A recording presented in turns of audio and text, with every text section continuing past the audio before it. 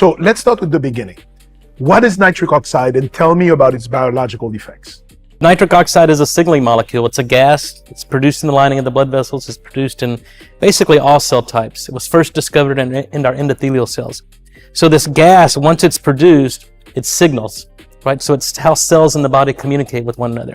Its primary biological action is signaling the smooth muscle that surrounds our blood vessels to relax and dilate. So when you get dilation of the blood vessels, you improve oxygen and nutrient delivery to every cell in the body.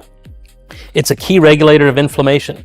You know, as a physician, you certainly know the impact of inflammation. It's the silent killer. Nitric oxide is a potent anti-inflammatory molecule. It downregulates the adhesion molecules on the lining of their blood vessels, prevents platelets from sticking, and basically regulates blood flow to every organ, tissue, and cell in the body.